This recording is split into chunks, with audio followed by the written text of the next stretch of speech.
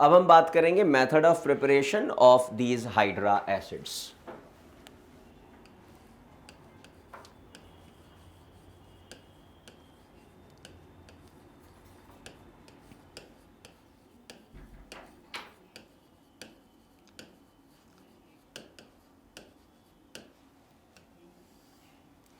और method of preparation में हम बात करेंगे सबसे पहले बाय हीटिंग।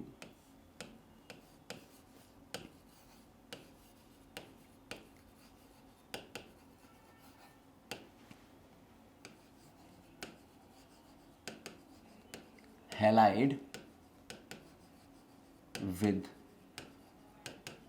एसिड। मैं हैलाइड को किसके साथ हीट कर रहा हूं? एसिड के साथ हीट कर रहा हूं।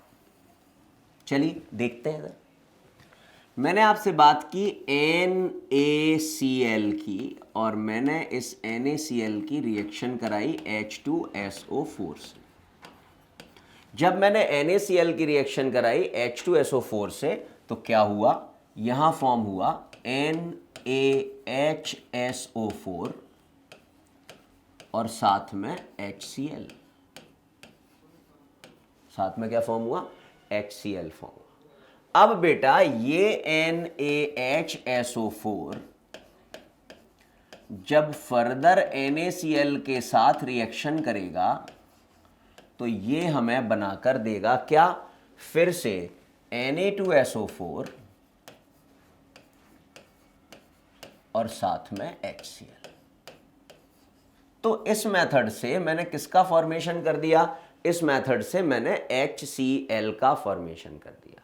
लेकिन H2SO4 के साथ मैं HBr और HI का फॉर्मेशन नहीं कर सकता हूं। क्यों नहीं कर सकता हूं? जरा हम समझते हैं। HBr and HI cannot be prepared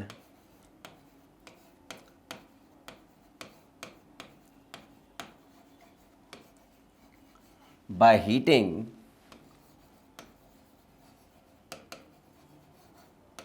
NaBr or NaI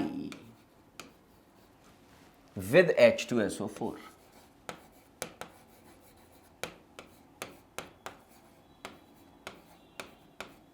अरे सर ये क्या बात कर दी? अपन ने तो अभी यही बोला था कि जब इन हैलाइड्स को हम एसिड के साथ गर्म करते हैं तो हमें क्या मिल जाता है? हमें ये हैलोजन एसिड्स मिल जाते हैं। लेकिन आप बोल रहे हो कि जब मैं सोडियम ब्रोमाइड को और सोडियम आयोडाइड को H2SO4 के साथ हीट करूंगा तो मुझे HBr और HI नहीं मिलेगा। क्यों?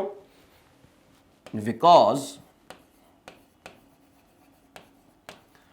Br minus and I minus are good reducing agents, are good reducing agents।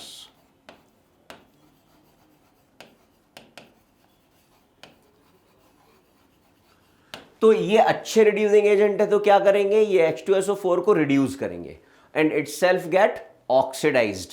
तो बेटा are good reducing agent hence reduces H2SO4 into SO2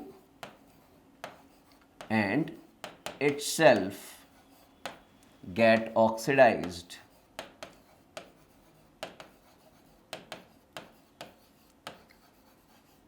into Br2 and I2। और ये स्वयं क्या हो जाएंगे? Br2 और I2 में ऑक्सीडाइज हो जाएंगे। देखते हैं रिएक्शन क्या होगी। मैंने लिया NaX, कॉमन रिएक्शन लिख रहा हूं, यहां पर मैं लिख रहा हूं कि X इज ईदर ब्रोमीन और आयोडीन। रिएक्शन करा रहा हूं किसके साथ? H2SO4 के साथ। ध्यान से देखना, बनेगा तो पहले स्टेप में वही जो बनना चाहिए जिसके बारे में हम बात कर रहे हैं।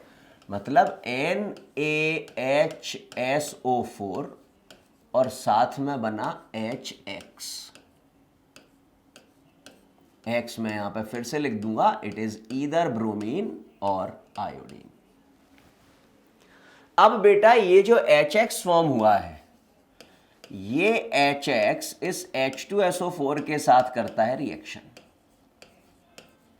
अब अभी अभी मैंने आप लोगों को बताया था कि जब मैं इन हाइड्रोजन हैलाइड्स में बात करता हूं, इन हेलो एसिड्स में बात करता हूं, तो HI is the strongest reducing agent, then HBr, then HCl and then HF।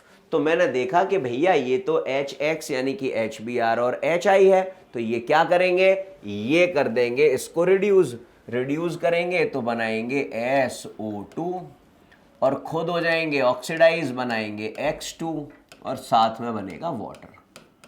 तो ये X2, X क्या है यहां पर, X है यहां पर ईदर आयोडीन और ब्रोमीन।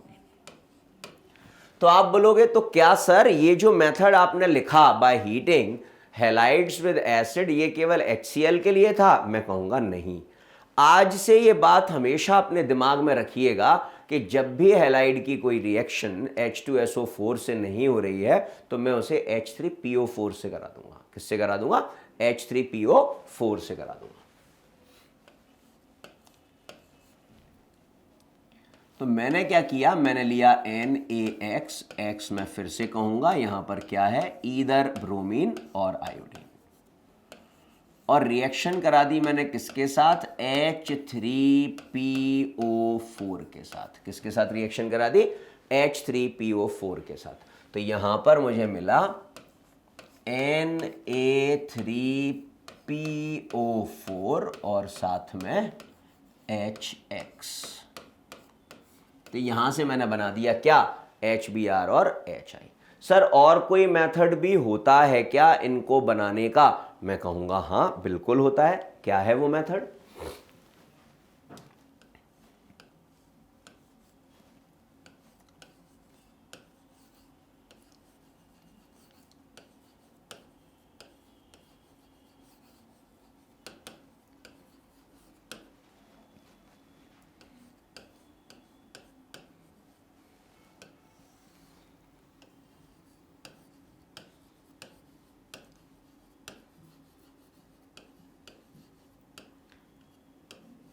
इनको बनाने का एक लैब मेथड भी हमारे पास है, और वो क्या है, PX3 का हाइड्रोलिसिस। अब मैं अगर आपको फ्लैशबैक में ले जाऊं और आपसे कहूं कि मैंने आपको नाइट्रोजन फैमिली में फॉस्फोरस ट्राइक्लोराइड का क्या कराया था, हाइड्रोलिसिस कराया था, जिसमें हमने क्या फॉर्म किया था, HCl along with H3PO3। ये सेम रिएक्शन वही है। तो मैंने ले लिया PX3, यहां X क्या है, ईदर क्लोरीन और ब्रोमीन और आयोडीन। रिएक्शन करी किसके साथ, वाटर के साथ। क्या हुआ, बना H3PO3 और क्या बना, और बना HX, मतलब HCl बन गया, HBr बन गया और HI बन गया और HI बन गया। ठीक है भैया, अच्छी बात है। तो लैब मेथड तो हमारा ये हो गया। और भी है? हाँ है।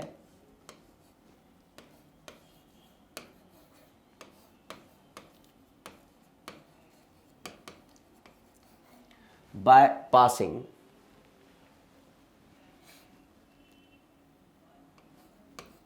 H2S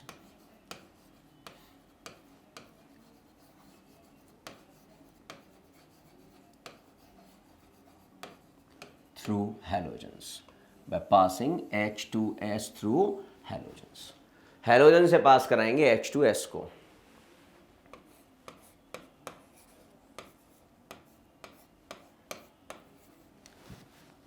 X2 is what? either chlorine और ब्रोमीन और आयोडीन। तो बनेगा 2HX और साथ में कोलाइडल सल्फर।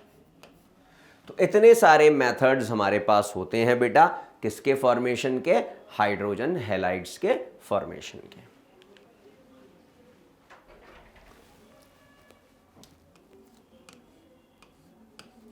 HX यानी कि ये हाइड्रोजन हैलाइड्स आर कलरलेस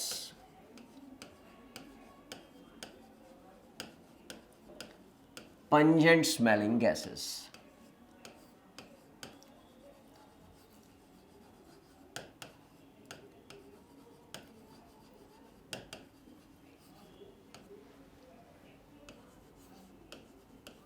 ये इनकी एक कैरेक्टरिस्टिक प्रॉपर्टी है कि जितने भी ये जो हाइड्रोजन हैलाइड्स हैं, all these hydrogen halides are colourless pungent smelling gases, चाहे वो HF हो, चाहे वो HCl हो, चाहे वो HBr हो और चाहे वो HI हो।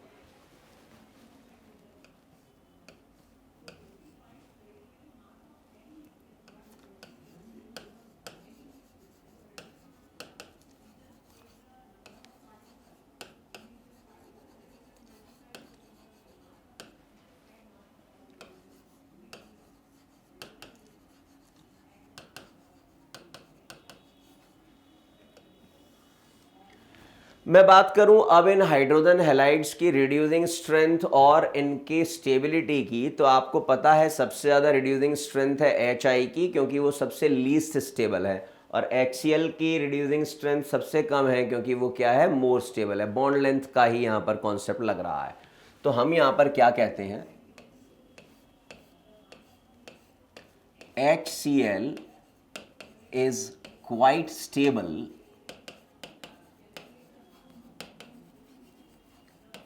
hence is a weak reducing agent.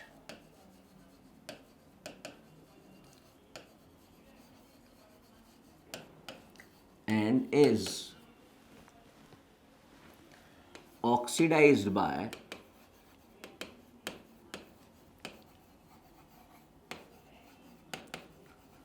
strong oxidizing agent.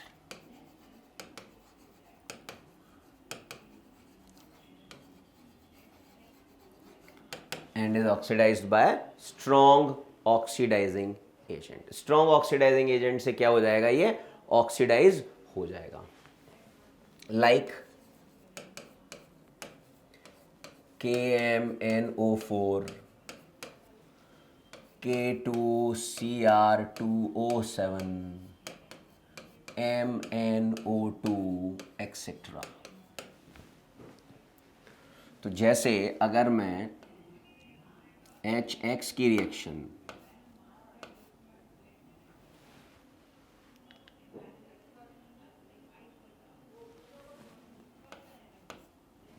मतलब HCl की रिएक्शन कराऊं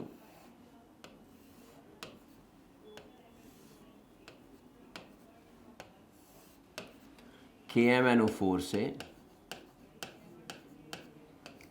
K2Cr2O7 से और MnO2 से, तो ये ऑक्सीडाइजिंग एजेंट इस HCl को क्या करेंगे, ऑक्सीडाइज करेंगे। किस में ऑक्सीडाइज करेंगे, Cl2 में। तो इन तीनों ही केसेस में मुझे क्या मिलेगा, Cl2, Cl2 और Cl2। यहाँ मुझे मिलेगा KCl, साथ में MnCl2। यहाँ मुझे मिलेगा CrCl3 और साथ में KCl, और यहाँ मुझे मिलेगा MnCl2। और जब मैं आपसे HCl और HBr और HI की बात करूंगा तो HBr is unstable, hence is a good reducing agent.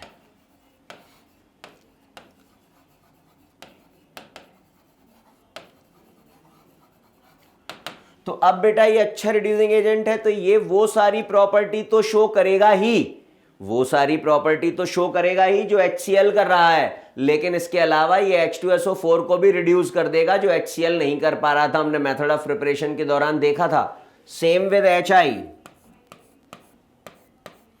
HI is highly unstable,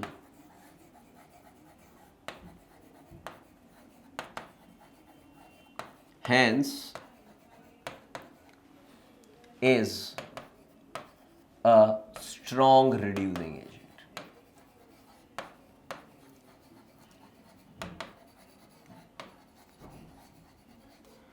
तो ये भी वो सारी रिएक्शन तो शो करेगा ही जो HCl कर रहा है, लेकिन ये भी H2SO4 को रिड्यूस कर देगा SO2 में, जो HCl के द्वारा नहीं किया जा सकता. So this is all about the properties and preparation of hydrogen halides. अब मैं आ गया ऑक्साइड्स पर. ऑक्साइड्स पर आया तो हमने बोला कि फ्लोरीन को छोड़कर halogens do not combine readily with oxygen except fluorine. Fluorine कर लेता है. However, a number of compounds of halogen with oxygen has been prepared by indirect method. मतलब डायरेक्टली ये रिएक्शन नहीं करते हैं, डायरेक्टली ये रिएक्शन नहीं करते हैं एक्सेप्ट फ्लोरीन, लेकिन फिर भी हम इनडायरेक्टली ऑक्सीजन के साथ इनके कंपाउंड का फॉर्मेशन कर सकते हैं. Only two compound of fluorine with oxygen are known, that is oxygen difluoride OF2, oxygen fluoride O2F2. Chlorine form the largest number of oxide, that is Cl2O, ClO2, Cl2O6 and Cl2O7, while iodine form the least, that is I2O5. Iodine I4O9 का formation भी करता है, लेकिन किसके साथ? Ozone के साथ. Iodine can form I4O9 but only with ozone. Ozone के साथ फॉर्म करता है. Bromine, however, form 3 oxide Br2O, BrO2 and BrO3 and BrO3. In all these compounds, bonds are largely covalent. हाँ, हमें ये बात तो पता है. क्या बात पता है? कि चूंकि हैलोजेंस भी इलेक्ट्रोनेगेटिव हैं, ऑक्सीजन भी इलेक्ट्रोनेगेटिव है, दोनों के बीच में रिएक्शन हो रही है, तो जब भी दो इलेक्ट्रोनेगेटिव एलिमेंट्स आपस में रिएक्शन करते हैं तो बॉन्ड जो फॉर्म होता है वो बॉन्ड होता है covalent bond, because covalent bond is form by the mutual sharing of electron between two electronegative elements. All the oxides of halogen are powerful oxidizing agent. These compounds are very reactive and are unstable toward heat. जैसे ही गर्म करते हैं ये फटाफट decompose हो जाते हैं. The stability of oxide is greatest for iodine, while bromine oxides are least stable. For a particular halogen, higher oxides are more stable than the lower one. जब मैं आयोडीन्स के ऑक्साइड की बात करता हूं तो आयोडीन के ऑक्साइड सबसे स्टेबल है, ब्रोमीन के ऑक्साइड लीस्ट स्टेबल हैं, और वो हमसे बोल रहा है कि अगर मैं एक पर्टिकुलर हैलोजन की बात करूं, जैसे मैं तुमसे बात कर रहा हूं Cl2O की, ClO2 की, Cl2O6 की, Cl2O7 की, तो जो हायर ऑक्साइड होगा डेट इज Cl2O7 वो सबसे ज़्यादा स्टेबल होगा. तो जैसे जैसे हम बात कर रहे हैं ऑक्सीजन बढ़ता जाता है, वैसे वैसे स्टेबिलिटी भी बढ़ती जाती है. अब देखें, मैंने आपसे बोला था कि आयोडीन के ऑक्साइड्स जो होते हैं वो स्टेबल होते हैं. तो now why iodine oxides are stable? तो iodine oxygen bond is stable due to the greater polarity of the bond. क्यों? क्योंकि लार्ज इलेक्ट्रोनेगेटिविटी डिफरेंस है. Iodine is the least electronegative in its group and oxygen is the second most electronegative element after fluorine. तो दोनों के बीच में electronegativity difference ज्यादा है, और इलेक्ट्रोनेगेटिविटी डिफरेंस ज़्यादा होने की वजह से क्या हो रहा है? इनकी पोलैरिटी ज़्यादा है, ये दोनों एक दूसरे के ज़्यादा क्लोज आ रहे हैं, मतलब इनकी बॉन्ड लेंथ क्या हो रही है? कम हो रही है. और इनकी बॉन्ड लेंथ कम हो रही है तो मॉलिक्यूल क्या है? स्टेबल है. While in chlorine oxygen bond, the stability is gained through the multiple bond formation involving the d orbital of chlorine atom. Chlorine atom चूंकि थर्ड पीरियड का है, इसके पास डी ऑर्बिटल खाली हैं, वो ऑक्सीजन के साथ मल्टीपल बॉन्ड बनाते हैं. अब bromine lakhs both these characteristic and form least stable oxide. Bromine में दोनों ही कैरेक्टरिस्टिक नहीं है, इसलिए इसके ऑक्साइड्स क्या होते हैं? लीस्ट स्टेबल होते हैं. Oxides of chlorine, bromine and iodine are acidic and the acidic character increases as the percentage of oxygen increases in them. जैसे जैसे number of oxygen atoms ज़्यादा होते जाएंगे, आप देखेंगे कि as oxygen increases their acidic character increases. या मैं दूसरे शब्दों में आपसे कह सकता हूं कि as electronegativity increases, अगर मैं क्लोरीन, ब्रोमीन और आयोडीन के ऑक्साइड्स के बीच में बात कर रहा हूं तो electronegativity of central atom is directly proportional to acidic strength. और अगर मैं आपसे क्लोरीन के ही सभी ऑक्साइड्स में बात कर रहा हूं तो मैं कहूंगा more are the number of oxygen atom, या मैं कह दूंगा more is the oxidation state of chlorine, more is its acidic nature. देखिए जैसा मैंने आपसे बोला था, iodine also form I2O4 and I4O9 compounds which are believe not to be the true oxide but the basic आयोडोलेट IO and IO3 minus, having tripositive iodine as the cation.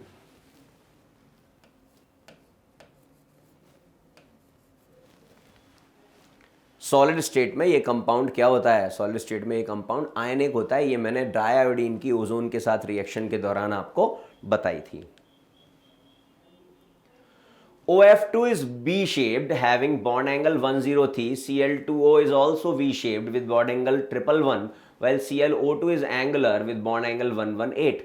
It is paramagnetic due to the odd number of electrons having 3 electron bond. It is regarded as the mixed anhydride of chloric acid and chlorous acid. HClO2 और HClO3 का mixed anhydride होता है कौन? ClO2। देखिए reaction हमने वही लिखी हुई है। जब हमने इसे वाटर में डिसॉल्व किया तो इसने हमें क्या बना कर दिया? इसने हमें बना कर दिया HClO2 और HClO3। बैंड शेप कैसे? Just like water. This is oxygen, this is oxygen, sp3 hybridized, sp3 hybridized. Now we have to talk about the oxy acids of halogen. तो जब मैं आपसे ऑक्सी एसिड ऑफ हैलोजन की बात करता हूं तो मैं आपसे कहूंगा कि फ्लोरीन ऑक्सी एसिड नहीं बनाता है। अब क्योंकि ये क्या है? स्ट्रॉन्गेस्ट ऑक्सीडाइजिंग एजेंट है। या मैं दूसरे शब्दों में आपसे कहूं कि जितने भी ऑक्सी एसिड्स होते हैं ना बेटा, चाहे नाइट्रोजन का ऑक्सी एसिड हो, चाहे फॉस्फोरस का ऑक्सी एसिड हो, चाहे सल्फर का ऑक्सी एसिड हो, मतलब किसी भी नॉन मेटल के ऑक्सी एसिड में उस नॉन मेटल का ऑक्सीडेशन स्टेट पॉजिटिव होता है। तो जो पॉजिटिव ऑक्सीडेशन स्टेट शो कर सकता है, जो पॉजिटिव ऑक्सीडेशन स्टेट शो कर सकता है, वही ऑक्सी एसिड का फॉर्मेशन करता है। और मुझे पता है जी फ्लोरीन तो हमेशा एक ही ऑक्सीडेशन स्टेट शो करता है, जो होती है -1। जो क्या होती है? -1 होती है। इसलिए फ्लोरीन किसका फॉर्मेशन नहीं करता? ऑक्सी एसिड का फॉर्मेशन नहीं करता है। Chlorine, bromine and iodine mainly form 4 series of oxy acid, namely hypohalous acid, halous acid, halic acid and perhalic acid as given below. देखें जरा, देखिए HClO is hypochlorous acid, HClO2 is chlorous acid, HClO3 is chloric acid and HClO4 is perchloric acid. HBRO is hypobromous acid, HBRO3 is bromic acid, HBRO4 is perbromic acid. HIO is hypoiodous acid, HIO3 is iodic acid, HIO4 is periodic acid. HBRO2 और HIO2 are not supposed to form. ऐसा माना जाता है कि ये form नहीं होते हैं और oxidation state is respectively +1, +3, +5 and +7. तो when electronegativity decreases then acidic strength decreases. That is why अगर मैं क्लोरीन, ब्रोमीन और आयोडीन के एसिड्स में कंपैरिजन करता हूं तो मैं क्या देखूंगा कि इलेक्ट्रोनेगेटिविटी किसकी ज्यादा है? क्लोरीन की ज्यादा है। इसलिए क्लोरीन की एसिडिक स्ट्रेंथ क्या है? ज्यादा है। ऐसे ही जब मैं आपसे बात करूंगा क्लोरीन के ही इन ऑक्सी एसिड्स की, तो मैं देखूंगा जिसका ऑक्सीडेशन नंबर ज्यादा है उसकी एसिडिक स्ट्रेंथ ज्यादा है। तो हम ये पाते हैं कि HClO4 is the strongest oxy acid, क्योंकि क्लोरीन का इलेक्ट्रोनेगेटिविटी ज्यादा होता है। यहां अगर मैं इनकी थर्मल स्टेबिलिटी और एसिडिक स्ट्रेंथ की बात करूंगा तो मैं कहूंगा it increases from top to bottom, oxidising power decreases from top to bottom, because HClO और HBRO और HIO are the most unstable acid. HClO after decomposition provide HCl and nascent oxygen, HBr and nascent oxygen, HI and nascent oxygen, HI and nascent oxygen, ये हमें प्राप्त हो रहा है। और जो भी हमें नेसेंट ऑक्सीजन देता है ऑक्सीडाइजिंग एजेंट अच्छा होता है। इसलिए हम बोल रहे हैं कि टॉप टू बॉटम मूव करने पर चूंकि स्टेबिलिटी बढ़ रही है तो ऑक्सीडाइजिंग पावर क्या हो रही है, कम हो रही है। Hybridised in all those oxy acid the halogen atom is sp3 hybridized.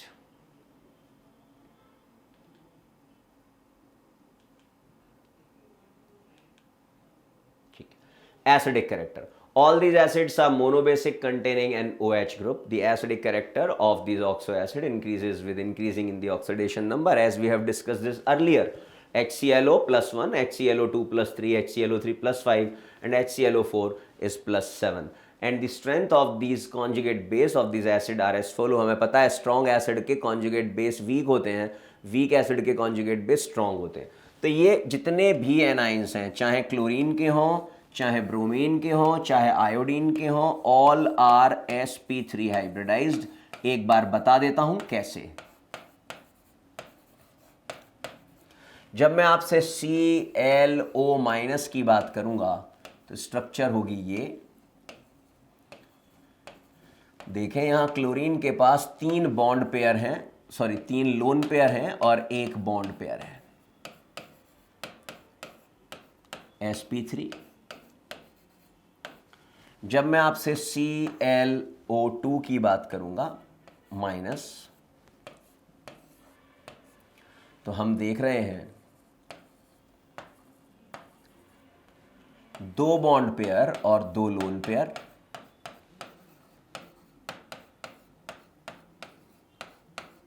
sp3। जब मैं आपसे ClO3 की बात करूंगा,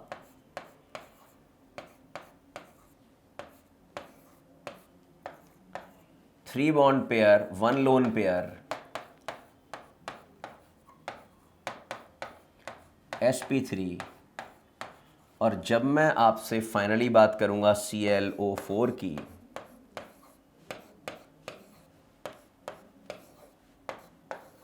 माइनस, तो यहां पर मेरे पास 4 बॉन्ड पेयर होंगे और इसका भी हाइब्रिडाइजेशन sp3 होगा।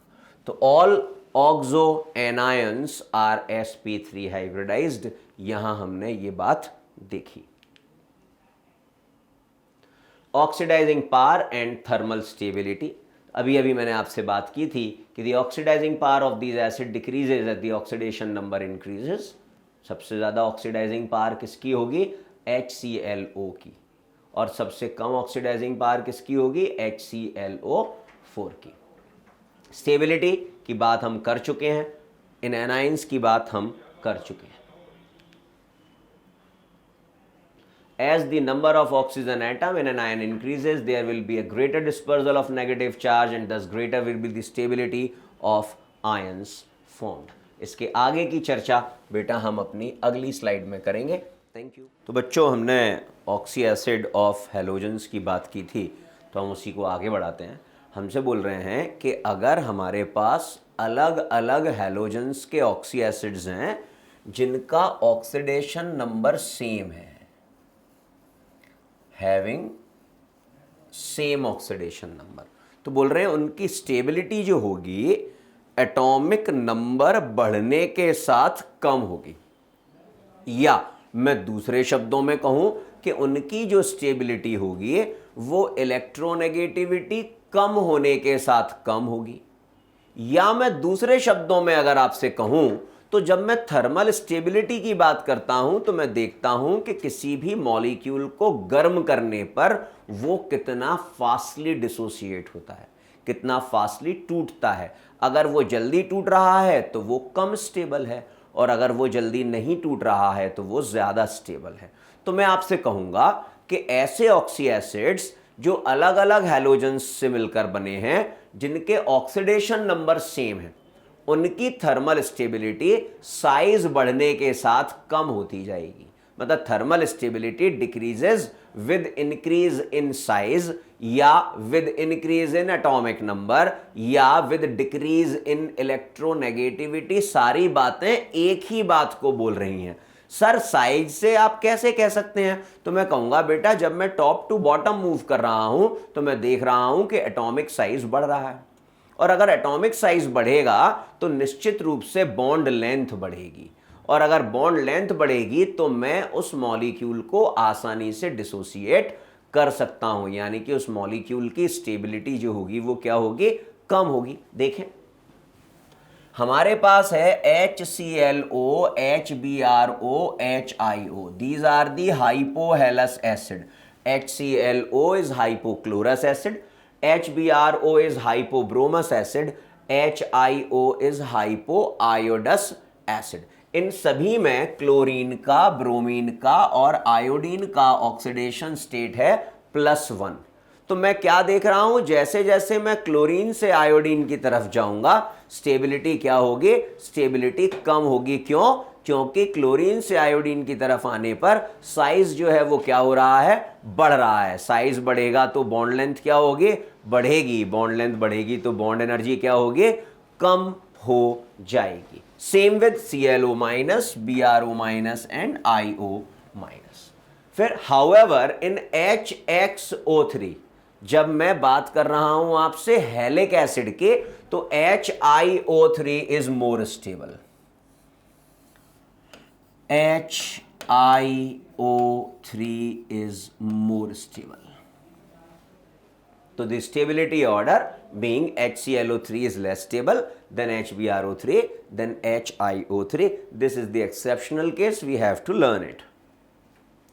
The acidity of oxo acid in different halogen having the same oxidation number decreases with increase in the atomic size of the halogen atom. या मैं फिर से बोल दूं, जब भी मैं आपसे एटॉमिक साइज की बात करता हूं तो आप सभी जानते हैं कि जो एटॉमिक साइज होता है वो इनवर्सली प्रोपोर्शनल टू इलेक्ट्रोनेगेटिविटी होता है। Atomic size is inversely proportional to electronegativity, मतलब साइज जितना ज्यादा होगा इलेक्ट्रोनेगेटिविटी उतनी कम होगी। तो मैं इसे और आसान तरीके से अगर कहूं, किसी भी ऑक्सी एसिड के लिए अगर हमारे पास डिफरेंट सेंट्रल एटम है तो हम देखेंगे जिसकी इलेक्ट्रोनेगेटिविटी ज्यादा होगी निश्चित रूप से उसका एसिडिक स्ट्रेंथ भी ज्यादा होगा। या मैं बोलूंगा जिसका एटॉमिक साइज कम होगा उसका एसिडिक स्ट्रेंथ ज्यादा होगा। तो आप देखें जब मैं आपसे पर क्लोरिक एसिड, पर ब्रोमिक एसिड और पर आयोडिक एसिड की बात करता हूं तो मेरे पास क्लोरीन +7, ब्रोमीन +7 और आयोडीन +7 होते हैं। यहां मुझे पता है कि क्लोरीन की इलेक्ट्रोनेगेटिविटी ब्रोमीन से ज्यादा है, ब्रोमीन की इलेक्ट्रोनेगेटिविटी आयोडीन से ज्यादा है, इसीलिए HClO4 is the strongest acid in perhalic acid. ना रिएक्शन विद एल्कलीज, अब मैं हैलोजन की रिएक्शंस की बात कर रहा हूं किसके साथ, एल्कलीज के साथ। और जब मैं एल्कलीज के साथ इनकी रिएक्शन की बात करता हूं तो मैं सबसे पहले आपसे बात कर रहा हूं फ्लोरीन के लिए, क्योंकि फ्लोरीन का केस डिफरेंट है। अगर आपको याद आ रहा हो तो मैंने आपको ग्रुप नंबर 15 और 16 में ये बात बताई थी कि जब भी कोई नॉन मेटल एल्कलीज के साथ रिएक्शन करता है तो it will show a disproportionation reaction. कोई भी नॉन मेटल जब एल्कलीज के साथ रिएक्शन करेगा तो डिस्प्रपोर्शनेशन रिएक्शन शो करेगा। Now fluorine is also known metal, but when it react with alkalis it does not show disproportionation reaction. Fluorine कभी भी डिस्प्रपोर्शनेशन रिएक्शन शो नहीं करता है। प्रश्न उठता है सर फ्लोरीन डिस्प्रपोर्शनेशन रिएक्शन क्यों नहीं शो करता? क्योंकि डिस्प्रपोर्शनेशन में ऑक्सीडेशन और रिडक्शन साथ साथ होते हैं। मतलब फ्लोरीन अगर डिस्प्रपोर्शनेशन शो करेगा तो इसको अपने ऑक्सीडेशन नंबर को बढ़ाना भी पड़ेगा और अपने ऑक्सीडेशन नंबर को कम भी करना पड़ेगा। और मैं ये जानता हूं कि फ्लोरीन का एक ही ऑक्सीडेशन स्टेट होता है जो होता है -1, मतलब फ्लोरीन कभी भी अपने ऑक्सीडेशन स्टेट को बढ़ा नहीं पाएगा, इसलिए फ्लोरीन कभी भी डिस्प्रपोर्शनेशन रिएक्शन शो नहीं करेगा। तो जब फ्लोरीन कोल्ड और डाइल्यूट NaOH के साथ रिएक्शन करता है बेटे तो ये बनाता है सोडियम फ्लोराइड और साथ में ऑक्सीजन डाइफ्लोराइड। और जब fluorine hot and concentrated NaOH के साथ रिएक्शन करता है तो one of the product is sodium fluoride definitely and another product is oxygen. तो ऑक्सीजन गैस रिलीज होती है जब हॉट एंड कॉन्सेंट्रेटेड एल्कली यानी कि NaOH के साथ रिएक्शन करता है। जबकि दूसरे हैलोजेंस जब NaOH यानी कि एल्कलीज के साथ रिएक्शन करते हैं तो they will show disproportionation reaction. देखते हैं, देखिए हैलोजन अदर देन फ्लोरीन मतलब क्लोरीन, ब्रोमीन और iodine react with NaOH as follow. तो यहां पर हम बात कर रहे हैं हैलोजन की जो क्लोरीन भी हो सकता है, ब्रोमीन भी हो सकता है, आयोडीन भी हो सकता है। जब ये कोल्ड एंड डाइल्यूट NaOH के साथ रिएक्शन करता है तो ये बनाता है बेटा हैलाइड और हाइपोहैलाइड, हैलाइड और हाइपोहैलाइड, यानी कि X माइनस और OX माइनस। जब यही हैलोजन यानी कि क्लोरीन, ब्रोमीन और iodine hot and concentrated NaOH के साथ रिएक्ट करते हैं तो ये फॉर्म करते हैं हैलाइड और साथ में हैलेट। जैसे मैं यहां Cl2 की रिएक्शन करा रहा हूं किसके साथ, NaOH के साथ। किसके साथ रिएक्शन कराऊंगा, NaOH के साथ, और वो NaOH जो है वो है कोल्ड एंड डाइल्यूट। तो जब मैं कोल्ड एंड डाइल्यूट NaOH के साथ क्लोरीन की रिएक्शन कराता हूं तो मुझे मिलता है NaCl साथ में NaClO। जब मैं इसी क्लोरीन की रिएक्शन फिर से NaOH के साथ करा रहा हूं which is hot and concentrated, hot and concentrated, तो क्या फॉर्म होगा, NaCl और साथ में NaClO3। Same with bromine and iodine. When bromine react with cold and dilute NaOH, it will form NaBr and NaBrO. When bromine react with NaOH hot and concentrated, it will form NaBr or NaBrO3. Disproportionation reaction. 0, 2 minus 1 and plus 1. Chlorine at the same time oxidise भी हो रहा है और reduce भी हो रहा है। 0, 2 minus 1 and plus 5, again chlorine at the same time oxidise भी हो रहा है और रिड्यूस भी हो रहा है। ना the bleaching action of halogen, halogen के ब्लीचिंग एक्शन की बात कर रहे हैं। तो chlorine act as a bleaching agent and its bleaching action is permanent.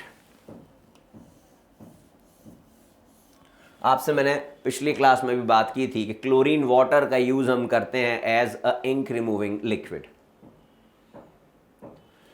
कैसे करते हैं जरा देख लेते हैं। मैं अगर आपसे बात करता हूं क्लोरीन की, so when chlorine react with water it will form what, it will form HCl and HClO, hypochlorous acid. Further, this HClO, as we know, it is an unstable compound, so it dissociated as HCl and nascent oxygen.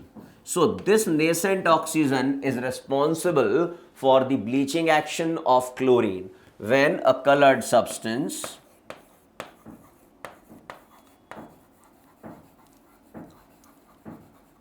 react with this nascent oxygen which is produced by chlorine water, it will convert into colorless substance. किस में convert हो जाता है, colorless substance में convert हो जाता है। तो ये colorless substance बना लेता है, इसलिए हम बोलते हैं कि क्लोरीन का bleaching action क्या है, the bleaching action of chlorine is permanent. Reaction of halogens with other halides, simple इस तरह की रिएक्शंस की अगर मैं आपसे बात करूं तो such type of reactions are simply displacement reactions. हम सभी जानते हैं ज्यादा इलेक्ट्रोपॉजिटिव एलिमेंट कम इलेक्ट्रोपॉजिटिव एलिमेंट को रिप्लेस करेगा, ज्यादा इलेक्ट्रोनेगेटिव एलिमेंट कम इलेक्ट्रोपॉजिटिव एलिमेंट को रिप्लेस करेगा। तो जब मैं KBr यानी कि पोटेशियम ब्रोमाइड की रिएक्शन क्लोरीन से कराता हूं तो मैं क्या देख रहा हूं, मैं देख रहा हूं this bromine is less electronegative. इसकी इलेक्ट्रोनेगेटिविटी क्या है, इसकी इलेक्ट्रोनेगेटिविटी है कम। क्लोरीन इज मोर इलेक्ट्रोनेगेटिव, इसकी इलेक्ट्रोनेगेटिविटी क्या है, ज्यादा है। तो क्या मैं नहीं कह सकता कि chlorine can displace bromine from KBr? बिल्कुल कह सकता हूं, क्योंकि ज्यादा इलेक्ट्रोनेगेटिव हमेशा कम इलेक्ट्रोनेगेटिव को क्या करेगा, डिस्प्लेस करेगा।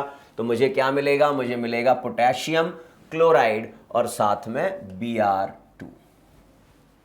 ठीक ऐसे ही जब मैं Ki की बात करता हूं तो iodine being less electronegative can be displaced by chlorine which is more electronegative than iodine. तो हमें मिलेगा Ki की जगह KCl और साथ में हमें मिलेगा आयोडीन। ना इंटर हैलोजन कंपाउंड्स बहुत ही इंपॉर्टेंट है, क्वेश्चंस पूछे जाते हैं, किस प्रकार पूछे जाते हैं डिस्कस करते हैं। इंटर हैलोजन कंपाउंड नाम से ही पता चल रहा है वो कंपाउंड जो दो हैलोजन से मिलकर बन रहे हैं, वो कंपाउंड्स जो दो हैलोजन से मिलकर बन रहे हैं। तो मैं बोलूंगा inter halogen compounds are the binary polar covalent bonds formed by two different halogen atoms. देखें जरा, the compound of one halogen with other are known as inter halogen और inter halogen compounds. The main reason for their formation is the large electronegativity and the size difference between the halogen atoms। तो चूंकि हमें पता है कि सभी halogens की कुछ ना कुछ इलेक्ट्रोनेगेटिविटी होगी, so they have some electronegativity difference, और वही electronegativity difference inter halogen compound के फॉर्मेशन के लिए रिस्पॉन्सिबल होता है। Now, taking A as the less electronegative and B as the more electronegative halogen, they are divided into the following four types. The less electronegative halogen A is always written as first. So this is the rule also. आप जब भी कोई formula लिखते हो तो आप हमेशा सबसे पहले इलेक्ट्रोपॉजिटिव पार्ट लिखते हो या लेस इलेक्ट्रोनेगेटिव पार्ट लिखते हो। मोर इलेक्ट्रोनेगेटिव पार्ट और इलेक्ट्रोनेगेटिव पार्ट हमेशा बाद में लिखा जाता है। तो इन चार प्रकार के इंटर हैलोजन कंपाउंड्स होते हैं। कौन कौन से चार प्रकार? AB type, AB3 type, AB5 type और AB7 टाइप। AB टाइप में we have different type of inter halogen compound, that is ClF, BrF, BrCl, ICl, IBr, IF। In AB3 we have ClF3, BrF3, IF3, ICl3। In AB5 we have BrF5, IF5, and AB7 we have IF7. These interhalogen compounds are unstable and more reactive. Why these interhalogen compounds are more reactive? Because they have electronegativity difference, they have polarity, and polar compounds are always more reactive. General properties. Largest halogen always serve as the central atom. या और सरल शब्दों में बात करें, books हमेशा हमें confuse करती हैं। लार्जेस्ट हैलोजन मतलब वो हैलोजन जिसका साइज क्या है? बड़ा है। अगर साइज बड़ा है तो क्या मैं ये नहीं कह सकता हूं उसकी इलेक्ट्रोनेगेटिविटी कम है? बिल्कुल कह सकता हूं। तो मैं ऐसे कहूंगा less electronegative atom. Less electronegative atom always serve as the central atom. हमेशा क्या होता है? वो सेंट्रल एटम होता है। The highest interhalogen compound that is IF7 is obtained with iodine, the largest halogen attached to the smallest one. The bonds in interhalogen compounds are essentially covalent. कौन सा covalent bond? It is polar covalent bond. Polar covalent bond is formed by the mutual sharing of electrons between two different atoms. Thermal stability decreases as the size difference decreases and increases as the polarity of bond increases. Thus ClF is thermally more stable in comparison to IBr. तो मैं लिख सकता हूं यहां पर thermal stability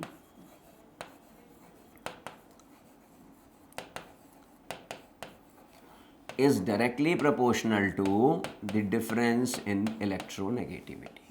जितना ज़्यादा polarity होगा, जितना ज़्यादा इलेक्ट्रोनेगेटिविटी डिफरेंस होगा, थर्मल स्टेबिलिटी उतनी ही ज़्यादा होगी। They ionize in solution or in the liquid state like this। जब मैं ICl को आयनाइज करता हूं तो मुझे I+ आयन देता है और ICl2 माइनस आयन देता है। जब मैं ICl3 को आयनाइज करता हूं तो मुझे ICl2+ आयन और ICl4 माइनस आयन मिलता है। ये this is the most important point which we have to discuss in the interhalogen compound, the hydrolysis. कि जब भी मैं इंटरहैलोजन कंपाउंड की रिएक्शन वाटर से कराता हूं देन व्हाट विल हैपन। तो बेटा जब भी मैं इंटरहैलोजन कंपाउंड की रिएक्शन वाटर से कराऊंगा तो they will form halide ion and they will form ऑक्सीहैलाइड।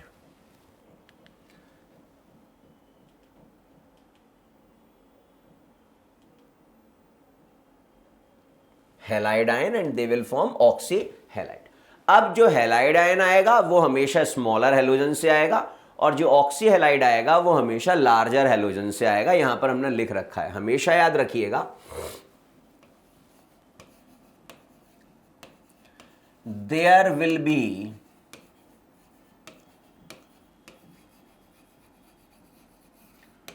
No change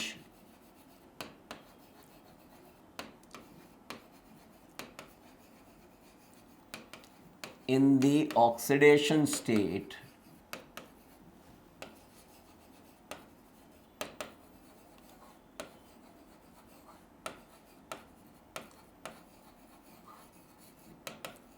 during hydrolysis. Hydrolysis के दौरान ऑक्सीडेशन स्टेट में कोई चेंज नहीं होता है, कोई चेंज नहीं होता है, हमेशा याद रखना है। देखिएगा जरा, जब मैं इस ICl की बात कर रहा हूं तो iodine is showing +1 while chlorine is showing -1।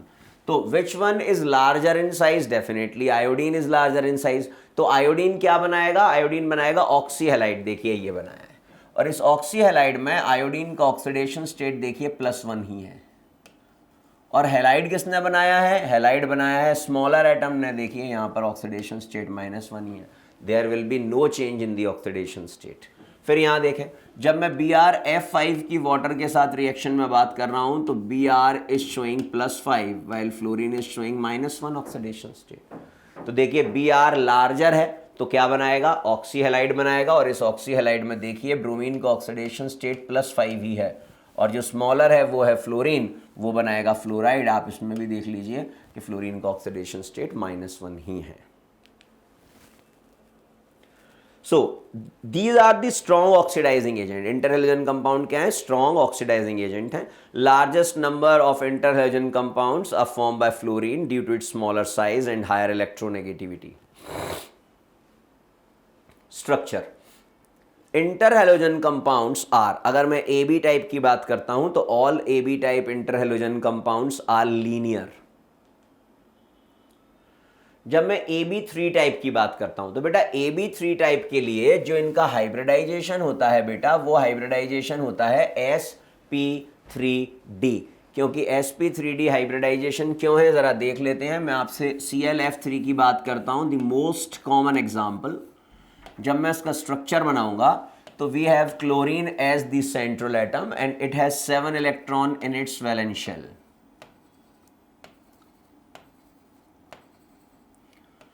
One fluorine, 2 fluorine और 3 fluorine.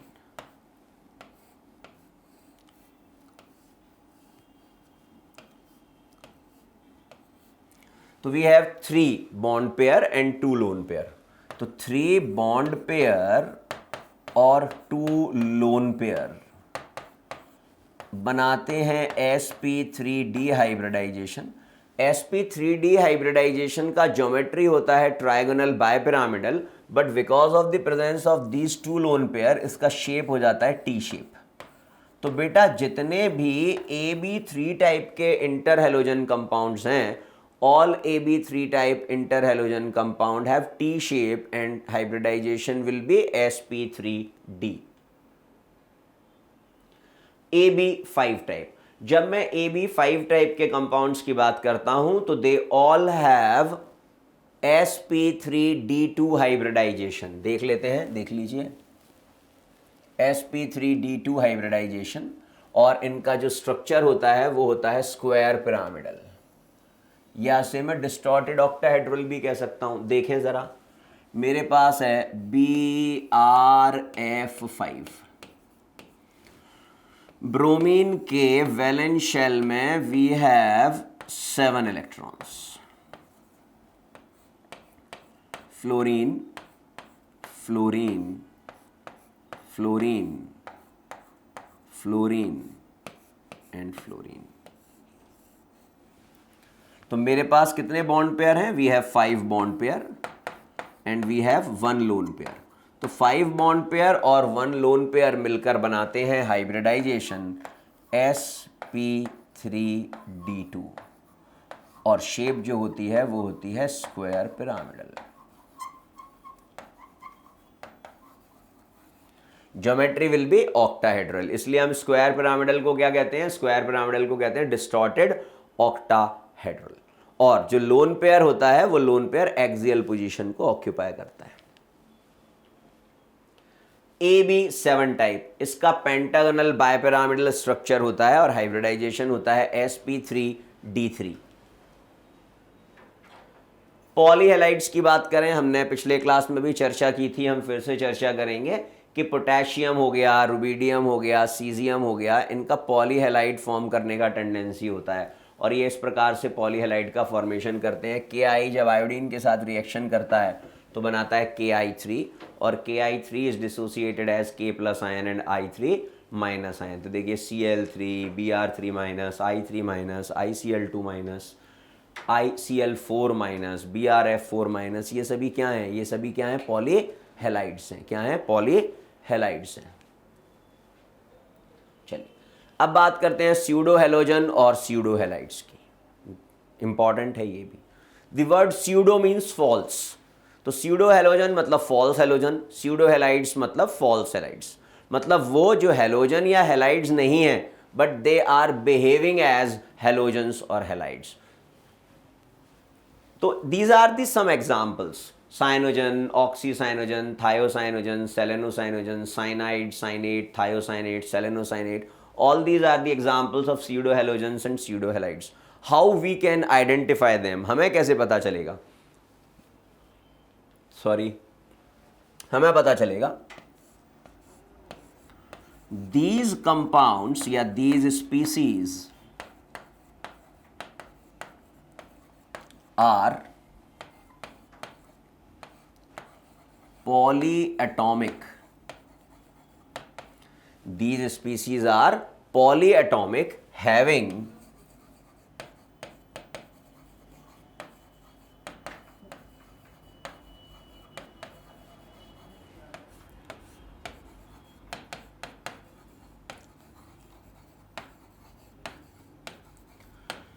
These species are polyatomic having at least one nitrogen atom. Polyatomic होते हैं जिनमें कम से कम एक एटम नाइट्रोजन होना चाहिए। पॉलीएटॉमिक मतलब हैविंग टू और मोर देन टू एटम्स। तो आप देखें इन सभी में दो या दो से ज़्यादा एटम है और कम से कम एक एटम नाइट्रोजन है, तभी हम बोलेंगे कि जो दी गई स्पीसीज है वो क्या है?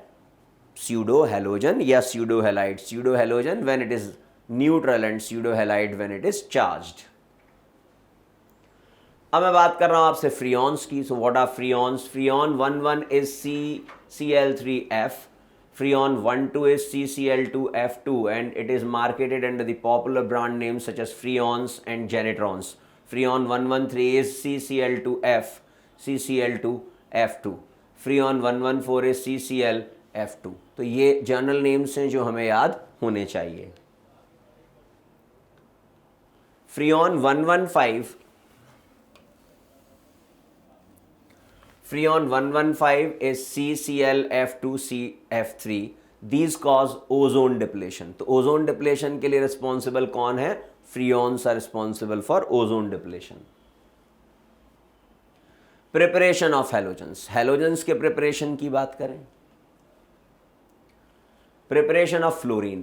Fluorine is prepared by the electrolysis of a solution of KHF2 in HF in a vessel made by nickel copper alloy or nickel copper iron alloy called monal metal using carbon electrode. मतलब KHF2 के electrolysis से हम fluorine का preparation करते हैं। देखिए, during the electrolysis the following reactions occur. When KHF2 dissociate, it will form KF and HF. This KF further dissociated as K plus ion and F minus ion. So at anode, this F minus ion will get oxidized to form fluorine. So fluorine here is formed at anode. Preparation of chlorine. On the industrial scale, chlorine is prepared by the electrolysis of concentrated aqueous solution of NaCl. In this process, sodium hydroxide and hydrogen are the byproducts. देखिए, जब मैं NaCl aqueous solution लेता हूं, electricity pass कराता हूं, तो मुझे मिलता है NaOH, साथ में क्लोरीन, साथ में हाइड्रोजन।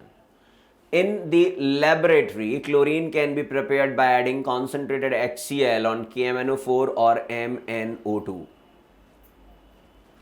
देखिए, MnO2 when react with HCl it will form MnCl2, साथ में Cl2। When HCl react with KMnO4 it will form KCl, MnCl2 और साथ में Cl2। ये HCl की रिएक्शन KMnO4 के साथ और HCl की रिएक्शन MnO2 के साथ मैंने आपको पिछले क्लास में बताई थी HCl की केमिकल प्रॉपर्टीज के दौरान। Preparation of bromine in lab, it is prepared by heating NaBr with MnO2 and concentrated H2SO4। the same reaction मैंने आपसे बोला था HBr सेम रिएक्शन शो करता है जैसी क्लोरीन करता है।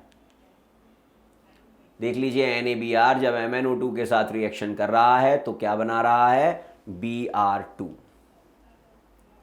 प्रिपरेशन ऑफ आयोडीन सेम जैसा HBr बना था वैसे ही HI बनेगा। देखिए MnO2 के साथ H2SO4 के प्रेजेंस में आयोडीन का फॉर्मेशन हो रहा है। Iodine is commercially prepared from seaweeds.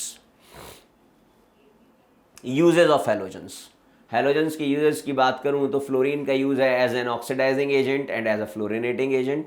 Fluorine and its compound such as NF3OF2 are used as rocket fuels. Important है, पूछा जाता है।